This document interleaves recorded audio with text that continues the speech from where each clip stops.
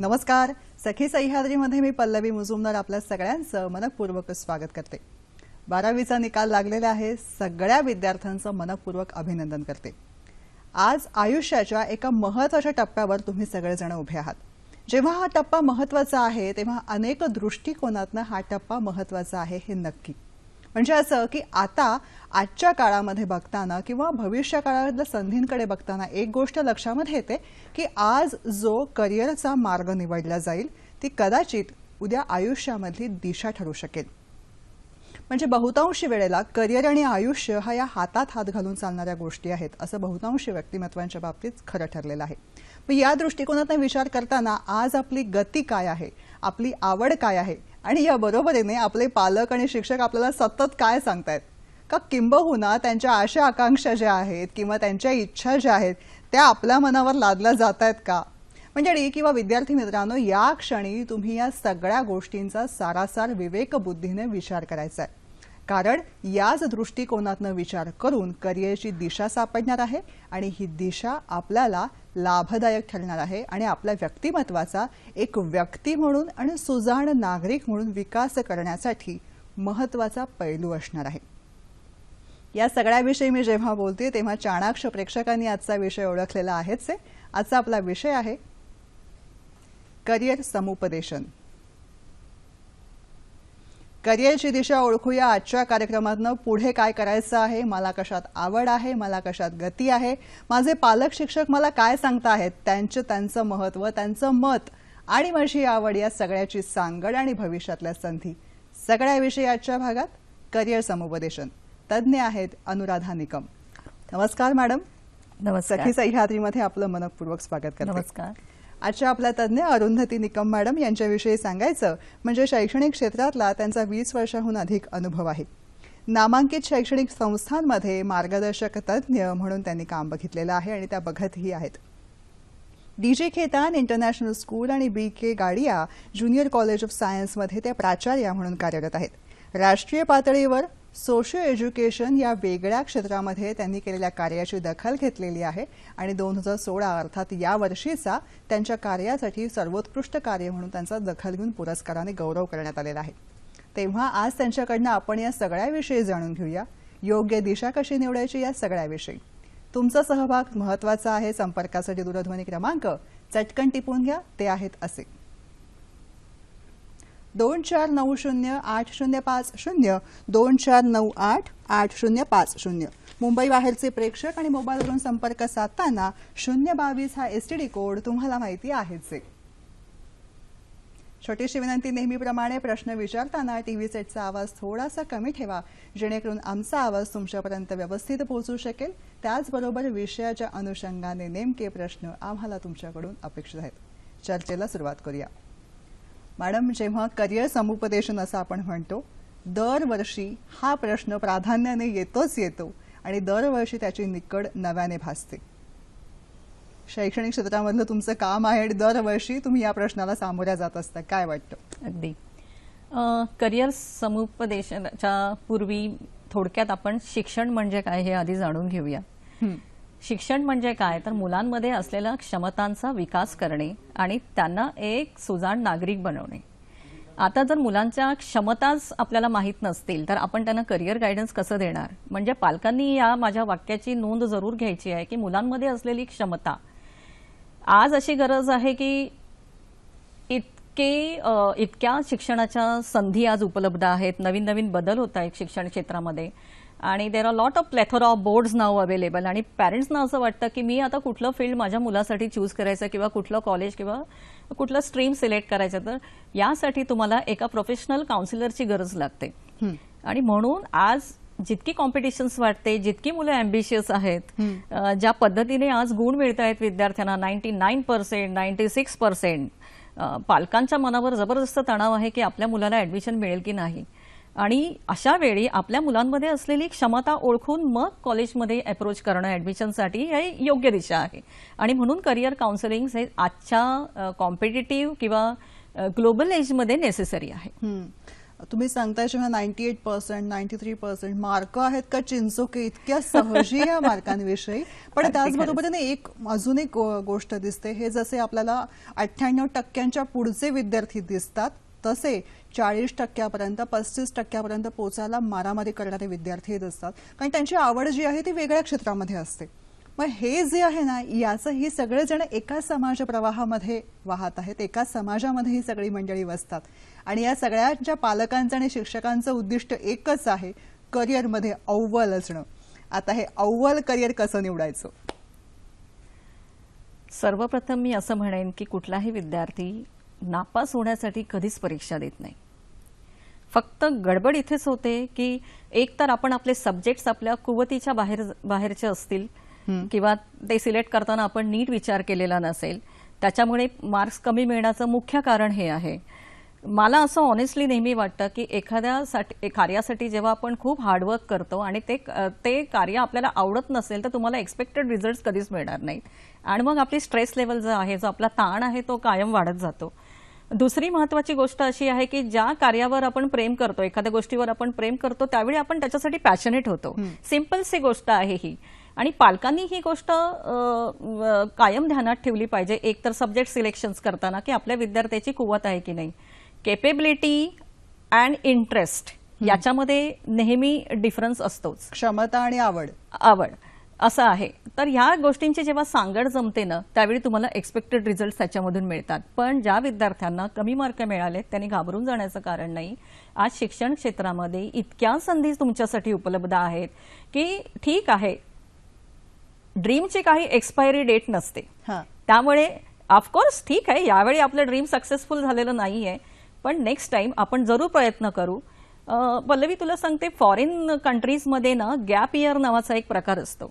त्या गॅप इयरमध्ये मुलं जर चांगले मार्क अपेक्षेप्रमाणे मिळाले नाही तर गॅप घेतात, ते पुन्हा त्या विषयांचा अभ्यास करतात, पण त्याचबरोबर ते एखादा छोटासा ॲडिशनल कोर्सही करतात की जेणेकरून तो कोर्स त्यांच्या पुढच्या वाटचालीसाठी हा फायदेशीर असेल.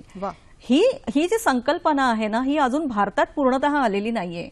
पण माझ्या एक्सपिरियन्स प्रमाणे जी मुलं खूप हुशार आहेत, जी डॉक्टर बनली आहेत, जे MBBS झालेले आहेत, त्यांना सुद्धा या कधी कधी अपयशाला सामोरं जावं लागतं. MBBSला फर्स्ट क्लास असतो त्यांना आणि MDच्या एंट्रन्स एक्झामला ते फेल होतात. मग हे हुशार विद्यार्थी सुद्धा ज्यांना 99% मार्क मिळाले, 96% मार्क मिळालेत, हे सुद्धा गॅप घेतात आणि पुन्हा नव्याने परीक्षेची तयारी करतात. तर मला विद्यार्थ्यांना आणि पालकांना एकच सांगायचं आहे, जे आता मिळालेले मार्क आहेत त्याच्यावरती रडत बसण्यापेक्षा त्याची पुढची वाटचाल काय, हा जो स्ट्रेस आपल्या मनावर आला आहे तो कशा प्रकारे दूर करता येईल आणि नवीन नवीन संधी उपलब्ध काय आहेत, थोडंसं आपण हे जे आपलं बॉक्स आहे ना, कन्व्हेन्शनल थिंकिंग, हे थोडंसं ओपन करून एका साच्याच्या बाहेर जाऊन सुद्धा आणखी किती संधी आहेत याच्याबद्दल जर विचार केला तर आय एम 100% शुअर की आज जो हा स्ट्रेस आहे पालकांवर, हा पूर्णतः नाहीसा होईल. अभ्यासाबाबतीत तुम्ही जेव्हा सांगत आहात की काही वेळ द्यायचा आहे स्वतःला विचार करायला, क्षमता आजमावायला, तेव्हा मला आठवतंय की लोकमान्य टिळकांविषयी असं म्हटलं, त्यांनी 1 वर्ष स्वतःसाठी दिलं होतं, स्वतःच्या आरोग्य पूर्ण राखण्यासाठी आणि व्यायामासाठी.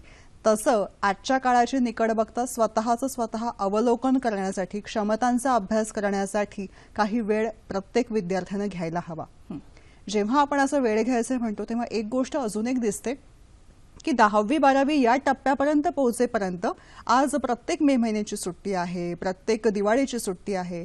या प्रत्येक सुट्ट्यांमध्ये पालक आणि शिक्षक वेगवेगळ्या कोर्सेसमध्ये विद्यार्थ्यांना सतत अडकवून ठेवतात. मग जो वेळ आहे किंवा मामाच्या गावाला जाऊया ही एक संकल्पना 8 दिवसांची किंवा 15 दिवसांची सुट्टीची असते की ज्या वेगळ्या ठिकाणी एखाद्या कोर्समध्येच पुन्हा शिबिरामध्ये अडकवलं जातं आणि बाकीचा सगळा वेळ नाट्य शिबिर, अमुक शिबिर, धमुक शिबिर किंवा वेगवेगळे क्लासेस आणि त्यातून कदाचित आयुष्याची दिशा गवसणं, या सगळ्यासाठी 10 ते 12 वर्ष घातली जातात. हे योग्य आहे का? नाट्य शिबिर, नृत्य शिबिर, मला आठवतं आम्ही शाळेत असताना हे शिबिरं खरंच खूप चांगल्या प्रकारे कंडक्ट केले जायचे. हल्ली मुलांना मी तरी पाहते, ना धड ते जेवत नाहीत, ना धड ते खेळत नाहीत, धड त्यांना हॉबी सुद्धा पाळता येत नाही आणि सतत अभ्यास करत असतात, ट्युशनला जात असतात. सर्वात महत्त्वाचं म्हणजे ह्या ट्युशन कल्चर जे आहे ना, या कल्चरमुळे मुलांची भरपूर ओढाताण होते. मला असं वाटतंय की सेल्फ स्टडी पॅटर्न जे आहे ना, हे सेल्फ स्टडी पॅटर्न म्हणजे मुलाने स्वतःचा अभ्यास स्वतः केलाच पाहिजे. तुम्हाला ट्युशनची गरजच नाहीये खरं सांगायचं म्हणजे. तर it has just become a timepass now. दुसरा प्रश्न जो तुम्ही मला विचारला होता की मुलांना असं एंगेज करणं योग्य आहे का? मी सिंपल सांगते, करिअर काउन्सिलिंग जेव्हा आपण म्हणतो, अगदी तुम्ही करिअर काउन्सिलर पर्यंत पोहोचण्याआधी सुद्धा घरच्या घरी सुद्धा तुम्ही तुमच्या मुलांना जज करू शकता. तुम्ही जेव्हा तुमचं मूल 10वीला असतं त्यावेळी एक अकॅडमिक सीव्ही तयार करा त्या मुलाचा, आणि तो अकॅडमिक सीव्ही अशा प्रकारे की ग्रेड 1 पासून त्या विद्यार्थ्यांनी किती कॉम्पिटिटिव्ह एक्झाम्स दिलेल्या आहेत, ऑलिम्पियाड एक्झाम्स आहेत, महाराष्ट्र बोर्डाची स्टेट स्कॉलरशिप दिली आहे का, की होमी बाबा एक्झाम दिली आहे का, महाराष्ट्र टॅलेंट सर्च दिली आहे का, NTS एक्झाम दिली आहे का. ह्या गोष्टी जेव्हा तुम्ही जज कराल किंवा इयत्ता 10वीला मूल आल्यानंतर 1ली पासून ते 9वी पर्यंतचे जे प्रोग्रेस कार्ड्स असतात मुलांचे, ते जरी पालकांनी जर विचार करून पाहिले तर तुम्हाला तिथेच कळतंय की तुमच्या मुलाचा इंटरेस्ट कशात आहे. अच्छा, म्हणजे अगदी सोपं, तिथे ताण येण्याची गरजच नाही तुम्हाला.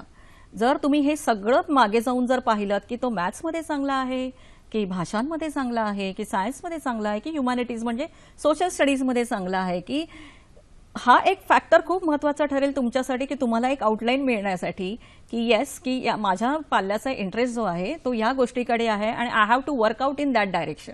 बरोबर आहे. जेव्हा संधी आणि क्षमता याची करिअरची सांगड घालायची आहे, तेव्हा आज 12वी नंतरच्या करिअरविषयी बोलताना किंवा 10वी नंतर इन जनरल मी असं म्हणते की प्रत्येकमध्ये आता 10वी नंतर 3 शाखांकडे वळायचं आणि 12वी नंतर त्यातलं पुन्हा कशाकडे वळायचं हा एक कळीचा मुद्दा असतो. यामधली निवड आणि आज असलेल्या संधी याविषयी काय सांगाल? एक तर 10वी नंतर सायन्स, कॉमर्स आणि आर्ट्स या स्ट्रीम तर सगळ्यांनाच माहीत आहेत. या स्ट्रीम गृहीत धरूनच मुलं 11वीला ऍडमिशन्स घेतात आणि त्याच्या 2 वर्ष त्या मुलांची अक्षरशः त्रेधा तिरपीट होते. कारण 2 वर्षांचा हा अभ्यास कव्हर करून त्यांना 12th स्टँडर्डला जेव्हा चांगले मार्क मिळतील तेव्हा पुन्हा व्हेरियस डायव्हर्सिफिकेशन्स हे त्या मुलांना अनुभवायला मिळतात. नॉर्मली असं पालकांचं असतं की 70-80च्या वर मार्क मिळाले की मुलांना सायन्सलाच घालावं. पण पल्लवी, तुला प्रामाणिकपणे सांगू का, 90% मार्क मिळालेला विद्यार्थी सुद्धा सायन्सला जाईलच स्वतःच्या इच्छेने याची आज गॅरंटी नाहीये. कारण त्याला जे वाटतं की पुढे फ्युचरमध्ये जे येणारे चेंजेस आहेत, आणि मुलं स्मार्ट आहेत, गुगलवर सगळं पाहतात, सगळ्या साईट्सवर जाऊन त्यांचा अभ्यास ऑलरेडी झाला असतो, किंवा किंबहुना मी असं म्हणेन की कधी कधी they are smarter than their teachers. म्हणजे कधी कधी असं असतं की त्या विद्यार्थ्याला जास्त ज्ञान असतं, शिक्षकापेक्षा बाहेर उपलब्ध असलेल्या संधीचं जास्त नॉलेज असतं. अशा वेळी पालकांनी विद्यार्थ्याला गृहीत धरून घरी चर्चा करणे, पोषक चर्चा होणे खूप गरजेचं आहे. तुम्ही ज्यावेळी स्ट्रीम्स निवडता, हा माझा अनुभव आहे की मुलांनी सायन्सला ऍडमिशन घेतलंय पण 12वी नंतर पुन्हा ते कॉमर्सला आले. का तर सायन्सला कमी मार्क मिळाले, त्यांना सुरुवातीलाच कॉमर्सला जायचं होतं पण घरच्यांनी सांगितलं म्हणून मी सायन्सला ऍडमिशन घेतलं. म्हणजे आई वडिलांच्या किंवा शिक्षकांच्या अपेक्षा ज्या आहेत त्या लादल्या जातात आणि त्या लादल्या गेल्यामुळे नकळत विद्यार्थी त्याला बळी पडतात. अगदी अगदी. आणि मुलांना सुद्धा आज इतके टेन्शन्स आहेत की इतकी इन्फॉर्मेशन आज अवेलेबल आहे पालकांकडून, शिक्षकांकडून, त्यांच्या पिअर ग्रुप्सकडून. त्यांच्यावर तुम्ही जर लक्षात घेतलं तर मुलांवर आज पिअर ग्रुप्सचं सुद्धा प्रेशर आहे की माझा मित्र या कॉलेजला ऍडमिशन घेतोय म्हणजे मला त्याच कॉलेजला जायचंय. कार्यक्रमातला पहिला फोन आलाय, तुमच्या परवानगीने तो घेते. दीपाली यांचा फोन आहे. नमस्कार. हॅलो. हा नमस्कार दीपाली. हो माझी. हो हॅलो. बोला दीपाली. हा मॅडम, माझी मुलगी आता 12वी सायन्सला 62% पास झालेली आहे. वा, अभिनंदन. हा, तर मला तिच्यासाठी डिझायनिंग फील्ड मध्ये काही करिअर आहे का त्याची चौकशी करायची होती. आणि इंटरॅक्शन डिझायनिंग म्हणजे काय आहे? बरं मॅडम, पुढचा एक सोलापूरचा फोन आहे तो घेते आणि दोन्ही प्रश्नांची आपण एकत्र उत्तर देऊया. नमस्कार, सोलापूरहून बोलताय. गणेशजी बोला. हा मॅडम, माझी मुलगी आता यावर्षी 10वीला आहे. बरं. तिला MBBS ला जर ऍडमिशन घ्यायचं असेल तर 12वी नंतर, तर 12वी सायन्सला कुठल्या ग्रुप तिला निवडावा लागेल किंवा कुठल्या ग्रुपला हे घ्यावं लागेल, डिमांड द्यावं लागेल तिला? ठीक आहे, धन्यवाद गणेशजी. आपण पहिल्यांदा या मुद्द्याकडे येऊया. MBBS ला ऍडमिशन घ्यायची आहे, त्याची प्रवेश परीक्षा वगैरे किंवा विषयाची निवड हा सगळाच एक प्रश्नचिन्हांकित असलेला मुद्दा आहे. पण एक तज्ज्ञ म्हणून तुम्ही यांना काय मार्गदर्शन करू इच्छिता? विषयांची सायन्सचे निवड. जे विषय आहेत जर तिला मेडिकलला यायचं असेल तर she has to select biology, म्हणजे फिजिक्स केमिस्ट्री बायोलॉजी हे असावंच. पूर्वी असं नव्हतं पण आता आहे की maths is an optional subject for junior college of science. Okay, पूर्वी मॅथ्स कंपल्सरी असायचं आमच्या वेळी, आता मॅथ्स हे ऑप्शनल आहे. मॅथ्स ड्रॉप केलं तरी चालेल. She should select the bifocal stream if she has to come to medical colleges. आणि बायोलॉजीचा अभ्यास खूप चांगला असावा, फिजिक्स केमिस्ट्रीचाही अभ्यास चांगला असावा. हे सब्जेक्ट तिला निवडता येते. बरं, वैद्यकीय क्षेत्रामध्ये जेव्हा आपल्याला पुढे जायचं आहे तेव्हा विद्यार्थ्याची महत्त्वपूर्ण कोणत्या गोष्टी त्यांनी लक्षात घ्यायला हव्यात? विषयांची निवड ही आहेच आहे, पण त्याचबरोबर अभ्यास, बैठक या दृष्टिकोनातून काही आपण सांगू इच्छिता? सगळ्यात महत्त्वाचं असं आहे की अभ्यास करताना एक तर दुःखद गोष्ट आहे की आज मुलांना डिस्ट्रॅक्शन्स खूप आहेत. पूर्वी असे डिस्ट्रॅक्शन्स नव्हते. एकच गोष्ट मी सांगेन की मी नेहमी सेल्फ स्टडी ह्या विषयावर खूप जोर दिलेला आहे. आपण काय करतो माहिती का, आपण ज्यावेळी ट्युशन क्लासेसला जातो ना, आपण आपल्यातला आत्मविश्वास गमावतो. बऱ्याच वेळा असं होतं. आणि ट्युशनला जायच्या आधी 1 तास तयारी करा आणि आल्यानंतर 1 तासाने घरी आहे चित्र सगळीकडेच दिसतं. त्यापेक्षा विद्यार्थ्यांनी स्वतःचे नोट स्वतः काढणं, एक अंडरस्टँड करणं अगदी सोपं आहे. तुम्ही 10वी पर्यंत जर शिक्षण घेतलं असेल तर तुम्हाला सेल्फ लर्निंग हा या विषयाबद्दल जास्त सांगायलाच नको. तुम्ही स्वतःचा अभ्यास स्वतः केला पाहिजे, स्वतःचे नोट स्वतः काढले पाहिजेत. तुम्ही ज्या कॉलेजमध्ये शिकतायत त्या शिक्षकांचं कायम तुम्हाला मार्गदर्शन मिळत असतं, तुम्ही त्यांच्याकडे अप्रोच केलं पाहिजे. आणि मला असं वाटतं की ज्यावेळी तुम्ही कॉन्सन्ट्रेशनने अभ्यास करता, तुमचे स्वतःचे नोट स्वतः काढता, त्यावेळी ते जास्त लक्षात राहतं. खरंय.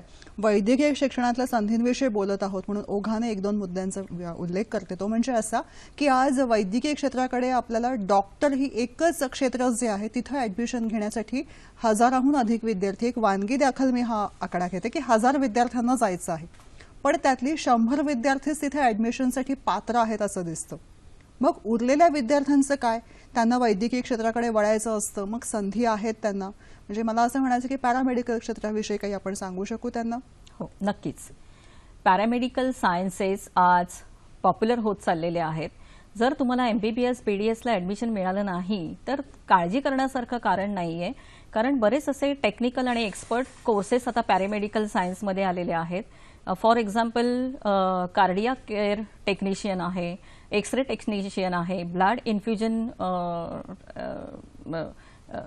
ट्रान्सफ्युजन टेक्निशियन आहे त्याच्यामध्ये. आणि बरेच कोर्सेस आहेत, फूड अँड न्यूट्रिशन आहे. तर अशा पॅरामेडिकल कोर्सेसकडे वळायला काही हरकत नाही. म्हणजे 12वीला जर तुम्हाला 62% मिळाले तर स्ट्रीम चेंज करण्याची गरज नाहीये. तुम्ही still you can become a doctor and a technician. त्याच्यासाठी फक्त MBBS किंवा BHMS किंवा BAMS हा एकच पर्याय नाहीये. आता दुसरा मुद्दा असा येतो की मगाचा दीपाली यांचा मुद्दा होता की त्यांना डिझायनिंग क्षेत्रामध्ये मुलीला ऍडमिशन घ्यायची आहे. म्हणजे नेमकं काय? आता प्रथमतः डिझायनिंग जर म्हटलं तर बऱ्याच प्रकारचे डिझायनिंग फॅकल्टीज आहेत. त्याच्यामध्ये आर्ट डिझाईन आहे, त्याच्यामध्ये फॅशन डिझायनिंग आहे. नक्की त्यांना काय करायचंय मला समजलं नाहीये. त्यांना स्ट्रीम चेंज करायची आहे का? जर त्यांना स्ट्रीम चेंज करायची नसेल सायन्सची तर ते आर्किटेक्चरल डिझाईनसाठी जाऊ शकतात.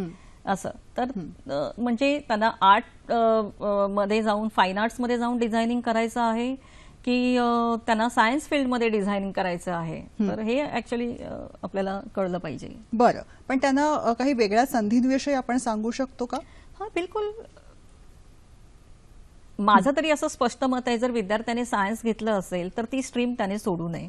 अच्छा. हा, कारण त्यामध्ये त्यांना भरपूर संधी आहेत. अगदी फॅशन डिझायनिंग, आर्ट डिझायनिंग पेक्षा अगदी जाण्यापेक्षा जर विद्यार्थी जर कम्प्युटर ह्या विषयामध्ये चांगला असेल किंवा त्याला रुची असेल तर you can go for the web designing. हा, त्याच्यामध्येही बराच स्कोप आहे आता. You can go for architectural designing, त्याच्यामध्ये स्कोप आहे आता. आता अॅनिमेशनचा जमाना आहे, तुम्हाला माहिती आहे. हे छोटे छोटे कोर्सेस आहे. तर ग्राफिक डिझायनिंग एक आहे नवीन. तर अशा या बरेच कोर्सेस आहेत, ते सेम स्ट्रीम ठेवून ते फॉलो करू शकतात. हो, आणि या सगळ्याला पुन्हा शाखेची अट नाही, कोणत्याही शाखेमधून विद्यार्थी पुढे जाऊ शकतो. फक्त आवड आणि गती. पुढचा फोन आहे नितीन यांचा. नमस्कार नितीनजी. मॅम, मला BMS आणि BS याच्यामध्ये कन्फ्युजन आहे. तर यातलं असं कोणतं क्षेत्र आहे ज्याच्यात पुन्हा विचारा. हा मॅडम मला BMS आणि BAS याच्यामध्ये कन्फ्युजन BHMS आणि BAMS. BMS आणि BAS तर याच्यातलं काय केलं म्हणजे MBA नाही केलं तर याच्यात कसं प्राधान्य मिळेल? काय विचारायचं त्यांना? मला तुम्हाला हे विचारायचं आहे की तुम्ही आता MBAचाही उल्लेख केलात, बरोबर? हा बरोबर. मला एक सांगा, जर तुम्हाला BAMS करायचं असेल तर it is bachelor of Ayurveda. Okay, again he medical stream आली. ओके, त्यानंतर तुम्ही BHMSचा उल्लेख केला ती होमिओपॅथी स्ट्रीम आली. हे दोन्ही मेडिकलचे क्षेत्र आहेत. पण पुढे जाऊन तुम्ही MBAचा उल्लेख केला तर मला ऍक्च्युली कळालं नाहीये की तुम्ही स्ट्रीम चेंज करणार आहात का 12वी नंतर? आता MBA तुमचं एम आहे की काय आहे? मॅडम म्हणजे माझं आता कॉमर्स आहे, मी BMS आणि BFM BAS याच्याबद्दल बोलतोय, management. Okay okay, fine fine fine. मला हे म्हणायचं आहे की जर तुम्हाला MBA करायचं असेल तर या दोन्ही कोर्सेसपेक्षा तुम्ही BBA कडे वळा. That is bachelor in business administration, आणि त्या सिलेबसचा कनेक्शन जो आहे ते MBAशी कनेक्टेड आहे. हा, तर मला असं वाटतं की तुम्ही BBA करावे. हा नवीन कोर्स अलीकडच्या काळामध्ये भारतामध्ये सुरू झालेला आहे. BBA पूर्वी भारतामध्ये नव्हते, फक्त फॉरेन कंट्रीजमध्ये असायचं. आता ते भारतातही सुरू झालेलं आहे आणि अगदी मुंबईमध्ये बऱ्याच कॉलेजेसमध्ये BBA आहे. अच्छा, तर माझं असं सजेशन असेल की त्यांनी BBA करावं. ओके, ही एक वेगळी शाखा आहे. वेगळी शाखा आहे जी MBAशी कनेक्टेड आहे. बरं, आता मॅडम हा विषय निघालाच आहे तर मग या दृष्टिकोनातून अजून कोणत्या वेगळ्या शाखा आहेत जिथे आपल्याला वळता येऊ शकतं आजच्या विद्यार्थ्यांना? कॉमर्स स्टुडंट्ससाठी बरेच स्कोप्स आहेत आता पुढे. कॉमर्स स्टुडंट्सना फायनान्शियल अकाउंटिंग अँड ऑडिटिंग, त्याच्यानंतर auditing and cost accounting, finance and banking, बरं, त्याच्यानंतर फिनान्स अनालायझेशन अँड ऑर्गनायझेशन. अच्छा, त्याच्यानंतर टॅक्सेशन हा प्रकार आला. What is direct and indirect taxation, याच्यामध्ये तुम्हाला मास्टरी करता येते. सेपरेट विषय घेऊन? हो, अगदी अगदी सेपरेट विषय घेऊन येतं. एक industrial what you say industrial accounting म्हणून एक कोर्स येतो. अच्छा, तो एक आहे. तर आता पूर्वी कॉमर्सचे जे लिमिटेड कोर्स होते तसं नाही, आता भरपूर कॉमर्समध्ये कोर्सेस नवीन नवीन आलेले आहेत आणि विद्यार्थ्यांनी ते ट्राय करावे. CA कराल तुम्ही, त्याच्यानंतर 12वी नंतर अगदी तुम्हाला करायचं असेल तर ICWA करा तुम्ही, आणि त्याच्यानंतर CAची परीक्षा द्या. तर असे अनेक स्ट्रीम्स आता आलेले आहेत. बरोबर आहे. पण याची सांगड घालताना काही वेबसाईट किंवा असं काही आहे का की बाबा मला हा मुद्दा आहे, या मुद्द्यावरती मला अभ्यास करायचा आहे, जायचं आहे, पण याची सारासार विचार कसा करावा, याच्यामध्ये काय काय आवश्यकता आहे, पुढे जाऊन कुठले कुठले विषय येतील की जे मला अवघड असू शकतील का किंवा सोपे आहेत का, ह्या सगळ्या अंदाज बांधण्यासाठी एखाद्या कोर्सचा पूर्ण अभ्यास करता येऊ शकेल असं काही मार्गदर्शन मिळू शकतं का मॅडम? बिलकुल. कसं आहे, 11वी 12वीला कॉमर्स ज्यावेळी तुम्ही घेतलं त्यावेळी तुमचे सब्जेक्ट्स काय होते आणि त्या एखादा सब्जेक्ट्स पकडून त्याच्या पुढे स्पेशलायझेशन करणं म्हणजे ग्रॅज्युएशन करणं. त्याच्यामध्ये तुमचं पुढचा एम काय आहे, तुम्हाला ग्रॅज्युएशन नंतर पोस्ट ग्रॅज्युएशन करायचं आहे. तर आज तुम्हाला मी सांगितलं की कॉमर्समध्ये इतक्या सर्व संधी आज उपलब्ध आहेत. तर विद्यार्थ्यांनी काय करायला पाहिजे की तुमची जी मार्कलिस्ट आहे किंवा तुम्हाला स्वतःला माहिती की मला अकाउंटिंग जमेल का, मला इकॉनॉमिक्स जमेल का, हे जेव्हा आपण स्वतः जज करतो त्यावेळी आपण आपलं पुढचं करिअर ठरवतो. तर मला कॉमर्सच्या सर्व स्टुडंट्सना हेच सांगायचं आहे की घाबरून जाण्याचं काही कारण. Even commerce students can go for MBA later on after finishing their BCom और MCom. संधी आहेत, विचार व्हायला हवा. विचार व्हायला हवा. पुढचा फोन आहे. नमस्कार, बोला. नमस्कार, नाशिकहून फोन आहे. हरकत नाही जयश्रीताई, तुम्ही प्रश्न जो आहे तो आमच्या तंत्रज्ञांपर्यंत पोहोचवा आणि त्यांच्या मार्फत तो विचारला जाईलच. जेव्हा आपण असं म्हणतो की क्षेत्रांकडे वळायचं आहे, आता असं असू शकतं की मार्कांच्या गुणांच्या बाबतीमध्ये विद्यार्थी हे 3 साधारणपणे कॅटेगरीमध्ये असं आपण पकडू. एक जास्त गुण असलेले विद्यार्थी, कमी गुण असलेले विद्यार्थी आणि मध्यम गुण असलेले विद्यार्थी. प्रत्येकच विद्यार्थ्याने करिअरमध्ये अव्वल असावं ही कायमच असलेली आकांक्षा आणि इच्छा. पण निवड जेव्हा करायची आहे त्यावेळी आता मध्यम गुण असलेल्या विद्यार्थ्यांनी कुठल्या क्षेत्राची निवड करावी? ज्यांना मध्यम गुण आहेत या विद्यार्थ्यांनी 11वी 12वीला जे सब्जेक्ट्स घेतले, मी पुन्हा पुन्हा त्याच विषयावर येते की 11वी 12वीला जे तुम्हाला सब्जेक्ट्स होते ते त्याच्याचपैकी कुठले तरी सब्जेक्ट्स पुढे कनेक्टेड होणार आहेत तुम्हाला. तर त्याच्यामुळे तुमचा प्लस कुठे आहे? बरं, हा, तर ते जर मी ह्या विषयामध्ये खूप चांगली आहे तर मग मी हा विषय पुढे घेऊन माझ्या ग्रॅज्युएशनसाठी जाऊ शकते किंवा त्याच्याही पुढे पोस्ट ग्रॅज्युएशनसाठी जाऊ शकते. म्हणजे विद्यार्थ्यांनी स्वतः आधी जज केलं पाहिजे. मग तो कॉमर्सचा विद्यार्थी असू दे, आर्ट्सचा विद्यार्थी असू दे की सायन्सचा विद्यार्थी असू दे. असं तर यू शुड नो की you are best in which subject. आता मॅडम सेल्फ असं असू अनालायझेशन शकतं- झालं हां, पाहिजे. खरंय, तुमचा हा मुद्दा खूप महत्वाचा आहे. याच्यामध्ये असं मी म्हणते की अभ्यासक्रमातले जे विषय आहेत किंवा त्याचा अभ्यास जो आहे यामध्ये काही विद्यार्थी कायम निरस्तेने बघत असतात, त्यांना त्याच्यामध्ये बिलकुल इंटरेस्ट नसतो, आवड नसते. पण हे जेव्हा स्पर्धांमध्ये येतं, एखाद्या कॉम्पिटिशनमध्ये आहे, तर त्याच्यामध्ये ही मुलं फार उत्साहाने अग्रभागी असतात. अशा मुलांच्या पुढे खरंच प्रश्न असतो आणि त्यांच्या पालकांपुढे की अभ्यासक्रम म्हटला की ही मुलं मागे असतात, पण काही स्पर्धा म्हटल्या, कुठल्या कॉम्पिटिशन्स, लिखाण म्हटलं, काही म्हटलं की इकडे ही मुलं अव्वल असतात. ह्यांनी पुढे काय करायचं, यांच्या पालकांनी काय करायचं? दोन्ही गोष्टींची व्यवस्थित सांगड घालायची. एका बाजूला त्यांना त्यांचं ग्रॅज्युएशन करू द्या, पण दुसऱ्या बाजूला त्यांची जी हॉबी असेल, त्यांची जी क्रिएटिव्हिटी असेल ती जपली पाहिजे. जरुरी नाही की सगळ्यांचं करिअर हे अभ्यासातच व्हावं, असं काही नियम नाहीये. नाहीतर मग आज देशामध्ये सचिन तेंडुलकर, लता मंगेशकर, डॉक्टर अब्दुल कलाम यासारखी लोक झालीच नसती ना. प्रत्येक मुलामध्ये एक असा विशेष गुण असतो, तो पालकांनी ओळखणं गरजेचं आहे की माझा मुलगा डान्समध्ये चांगला आहे, ड्रामामध्ये चांगला आहे किंवा तो खूप चांगला स्पीकर आहे, he can be a good orator, तो पुढे जाऊन निवेदक होऊ शकतो किंवा सूत्रसंचालन करू शकतो. तर अशा प्रकारे बरेच करिअर आहेत. आता तो ॲग्रिकल्चरिस्ट सुद्धा बनू शकतो. अगदी सायन्स घेतलं असेल हरकत नाही, 62% मार्क मिळाले, ही कॅन बिकम आता तर ॲग्रिकल्चरल इंजिनिअरिंग आलेलं आहे, ॲग्रिकल्चरल मॅनेजमेंट आलेलं आहे.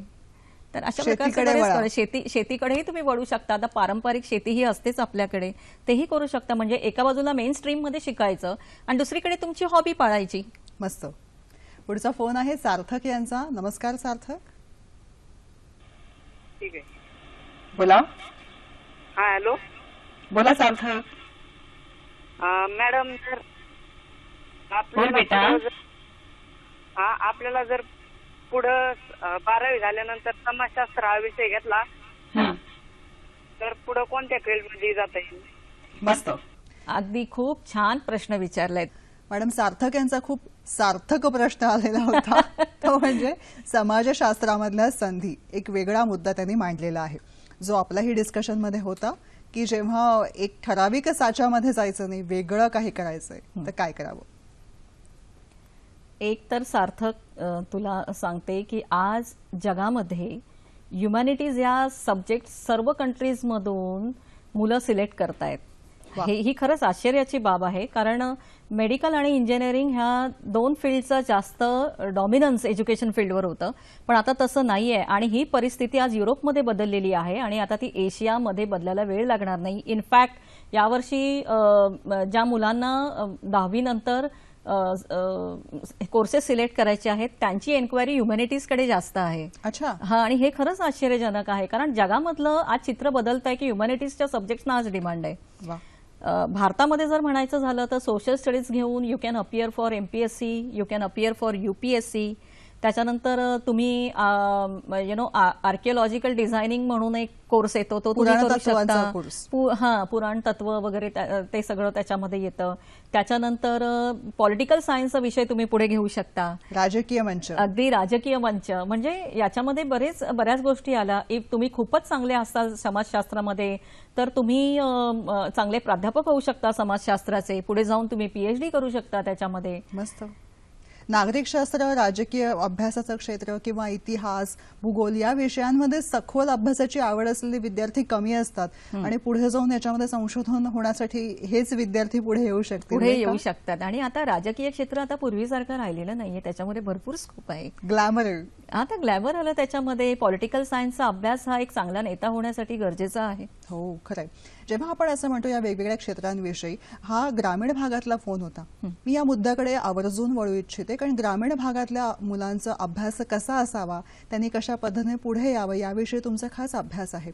तर हा सोशो एज्युकेशन ही संकल्पना काय आहे आणि या संकल्पनेद्वारे आपल्या प्रेक्षकांमधले ग्रामीण भागातले विद्यार्थी कसा लाभ घेऊ शकतात?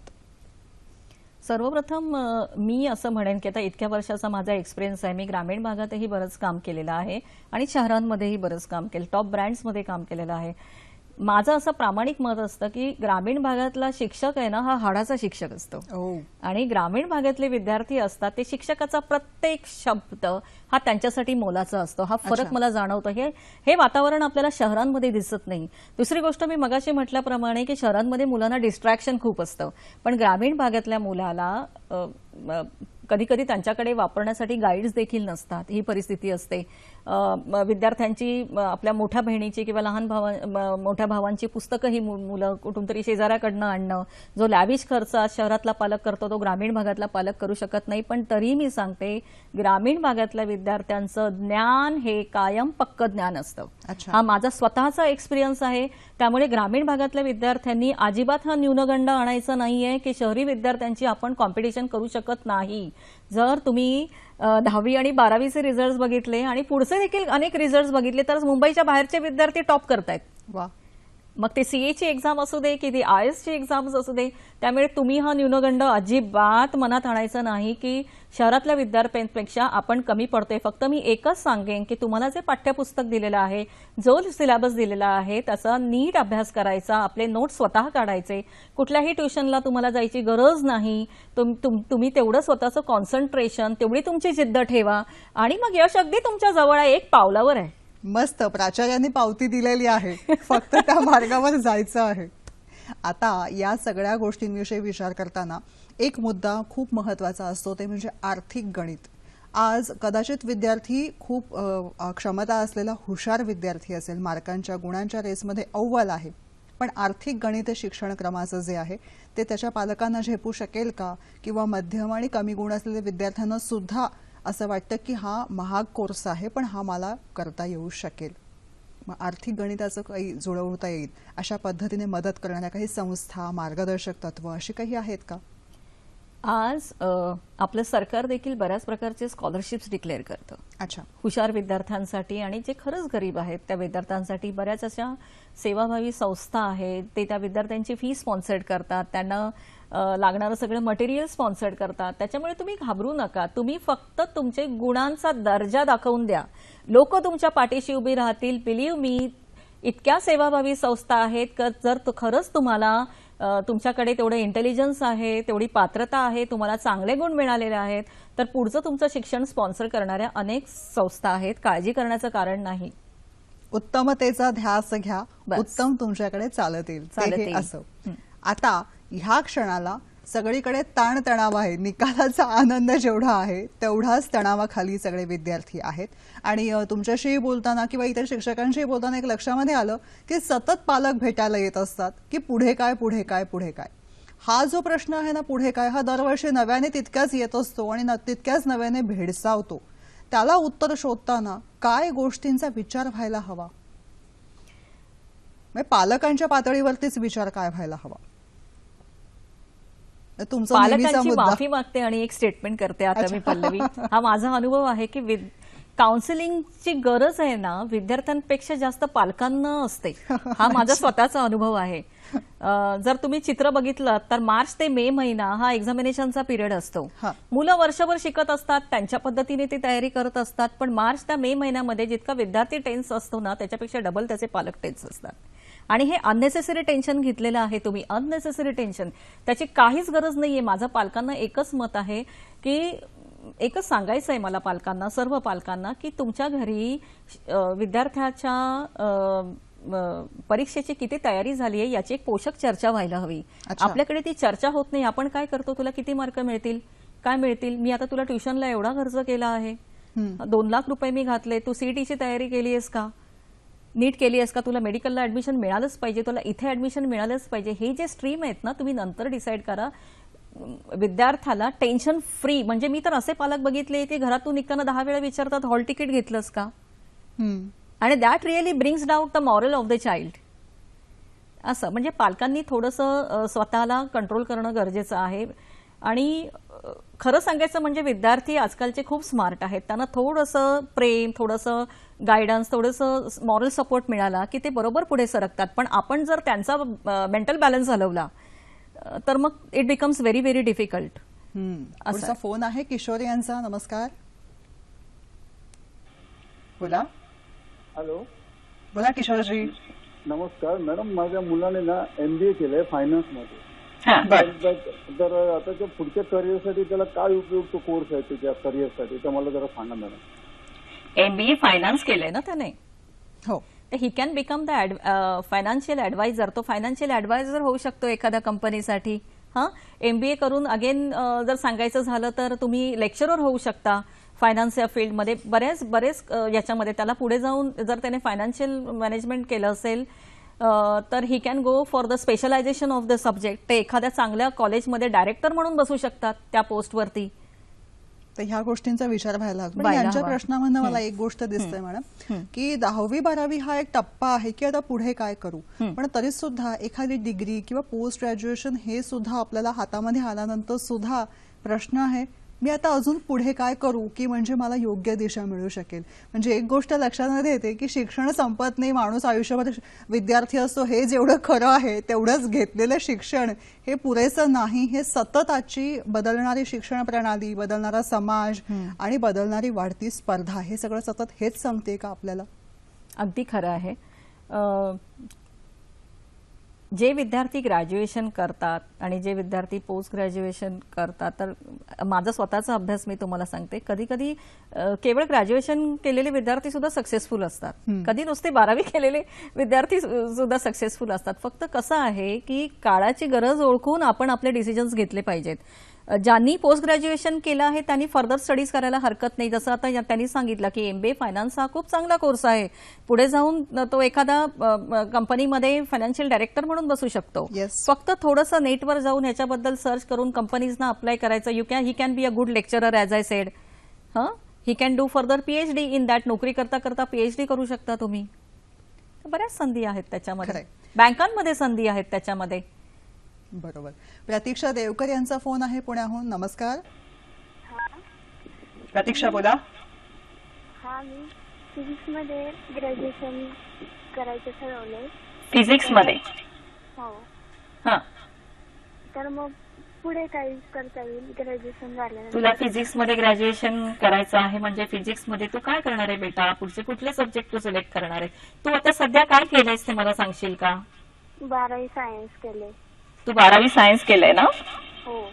मग BSc विथ फिजिक्स सब्जेक्ट तू घेऊ शकते. हो, तेच करायचं मग. हा, मग BSc विथ फिजिक्स घ्यायचे. त्याच्यामध्ये व्हेरियस बायफर्केशन्स आहेत. हा, तर तू सध्या काय कर, तुला जर फिजिक्सची आवड असेल तू ग्रॅज्युएशन BSc विथ फिजिक्स कर. ओके. पुढचा फोन आलेला आहे. किशोर नगरकर आपल्याशी बोलतायत वरळीहून. नमस्कार किशोरजी. हा, नमस्कार. बोला. नमस्कार. की तुम्ही किती चांगलं क्वालिफिकेशन मिळवलं ना तरी तुमच्या पुढे खरा चॅलेंज जो उभा राहतो तो लोकांच्या बरोबर कसं डील करायचं, बॉसच्या बरोबर कसं डील करायचं. तर तुमचं एकंदरीत व्यक्तिमत्व तुम्ही कशा रीतीने तुम्ही प्रेझेंट करता नोकरीमध्ये किंवा तुम्ही बिझनेसमध्ये जरी तुम्ही लोकांच्या बरोबर तुम्हाला डील करावं लागतं, तर या सर्व गोष्टी स्ट्रिक्ट स्मार्टनेस याला म्हणतात तो एक तुम्हाला लागतो काय. तर ह्या गोष्टी तुमच्यापाशी असण्याकरता आणि तुम्हाला जगाला फेस करण्याकरता म्हणून कुठचे सप्लिमेंटरी कोर्सेस करता येतील. आभारी. अगदी खूप छान प्रश्न आहे हा. त्यासाठी एकच उत्तर आहे, इमेज बिल्डिंग. येस. आता इमेज बिल्डिंग हा नवीन कोर्स आलेला आहे इंडियामध्ये. ते तुम्हाला तुमच्या क्षमतांची एकतर जाणीव करून देतात. जसं ते म्हणाले की आपण 4 लोकांमध्ये आपलं व्यक्तिमत्व कसं काही खुलवू शकतं, तर एक तर तुमचं कम्युनिकेशन स्किल खूप चांगलं असलं पाहिजे. त्याच्यासाठी तुम्हाला तुमच्याकडे असलेल्या बुद्धिमत्तेचा तुम्हाला चांगल्या प्रकारे वापर करण्यात आला पाहिजे. ज्यावेळी तुम्ही एखादी मल्टीनॅशनल कंपनी जॉईन करता त्यावेळी त्या कंपनीचे MD तुम्हाला 10वी-12वीला किती मार्क मिळाले याकडे बघत नाही. तुम्ही अक्रॉस द टेबल तुम्ही कशा प्रकारे त्यांच्या पुढे प्रोजेक्ट्स ठेवता, that is very very important. तर इमेज बिल्डिंग हा खूप चांगला कोर्स आहे, जे तुम्हाला तुमच्या स्वतःच्या क्षमतांच्या आणि तिथे काही जर कमतरता असेल तर त्याचं गायडन्स तिथे मिळतं. तुमचं हे जे आता वाक्य आहे ना, हे जे आपल्याला अपेक्षेपेक्षा कमी मार्क पडलेल्या विद्यार्थ्यांसाठी आणि त्यांच्या पालकांसाठी दिशादर्शक आहे की 10वी-12वीचे मार्क पुन्हा विचारले जात नाहीत. एक शिक्षण तज्ज्ञ म्हणून अनेक विद्यार्थ्यांना, अनेक वर्गवारीतल्या विद्यार्थ्यांना तुम्ही भेटता. आज मध्यम गुण पडलेले आहेत किंवा अपेक्षेपेक्षा कमी गुण आहेत, खूपच कमी गुण आहेत, त्या सगळ्यांना तुम्हाला काय सांगायचंय? स्वतःचा आत्मविश्वास ढळू देऊ नका. जसं मी तुम्हाला म्हटलं, स्वप्नांना एक्सपायरी डेट नसते. पुन्हा नव्या जोमाने प्रयत्न करा. कमी मार्क मिळालेत काही हरकत नाही. घरामध्ये पोषक चर्चा व्हायला हवी याच्याविषयी. आणि जर आपल्या पाल्याला कमी मार्क मिळाले असेल तर पालकांना ही विनंती आहे की तुम्ही तुमच्या पाल्याचं मनोबल अशा परिस्थितीमध्ये सांभाळणं खूप गरजेचं आहे, अत्यंत गरजेचं आहे. त्यांचा मॉरल डाऊन होता कामा नये. Parents should stand by the child. त्यांना खरं तुमची गरज आहे आता, की ठीक आहे मी अभ्यास केला नसेल किंवा काही कारणास्तव मला कमी मार्क मिळाले असेल, पण आता पुढे काय. तर इथे आईवडिलांनी त्यांच्या डोक्यावर ठेवलेला हात रागाने का होईना काढून घेता कामा नये.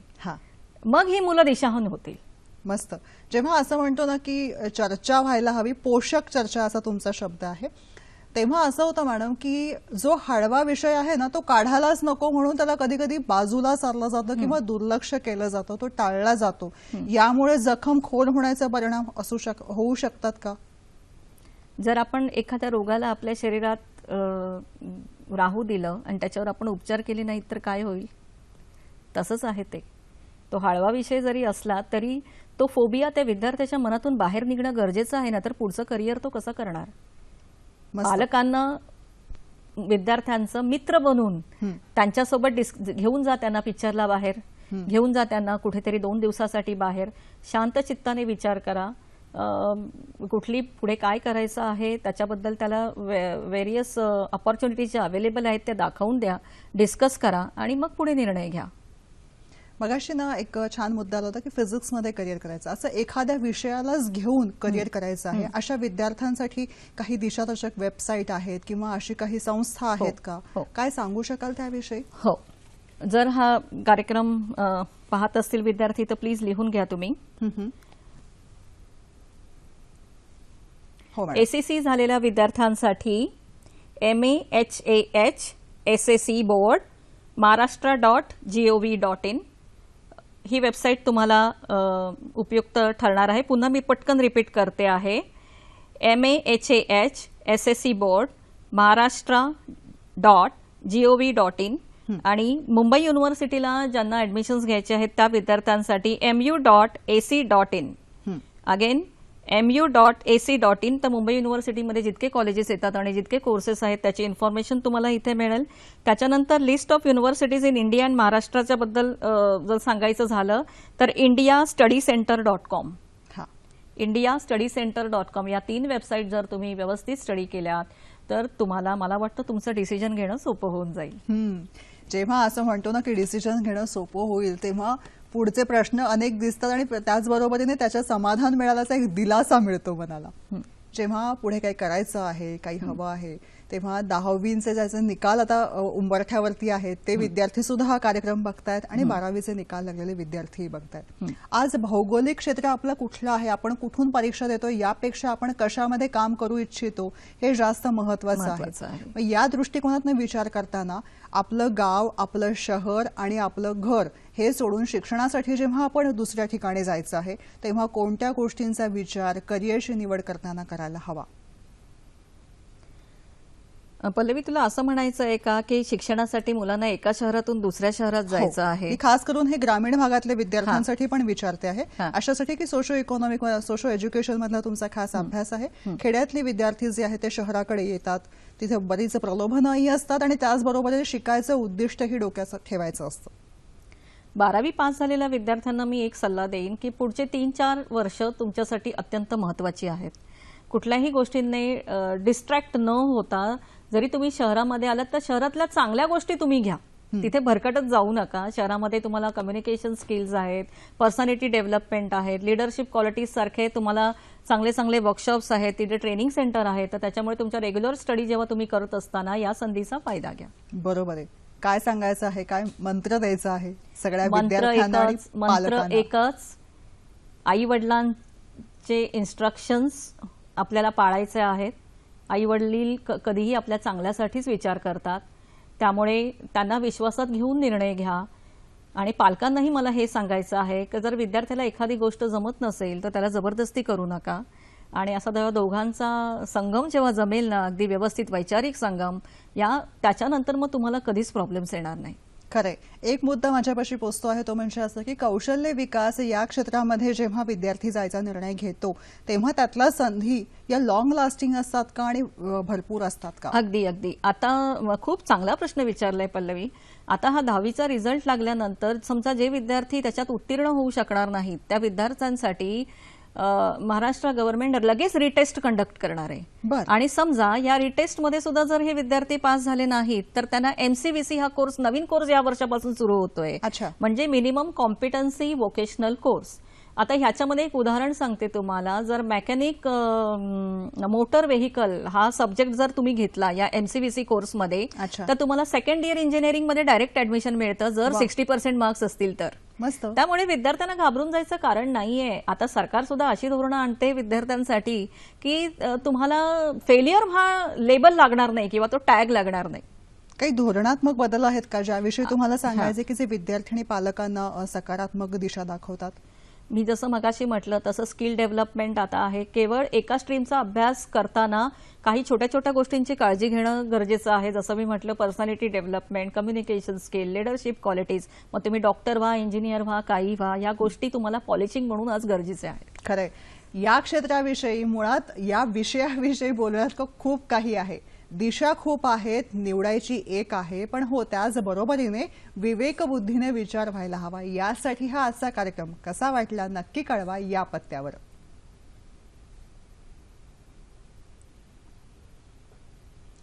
www.facebook/sakhisayhadri.dd आणि sakhisayhadri@gmail.com. तुमच्या प्रतिक्रियांची आम्ही वाट बघतोय. तुमच्या प्रतिक्रिया नक्की कळवा. तुम्हाला ज्या विषयांवर चर्चा व्हावी ते कळवा आणि जे प्रश्न समाविष्ट व्हावेत असं वाटतं ते सगळं काही या पत्त्यांवर आम्हाला नक्की कळवा. मॅडम तुम्ही आलात. हा विषय खूप मोठा आहे आणि तुमचा अभ्यासही खूप मोठा आहे. त्याची सांगड घालत नेमक्या शब्दामध्ये मार्गदर्शन केलं. मनपूर्वक आभार मानते. धन्यवाद. धन्यवाद. नमस्कार.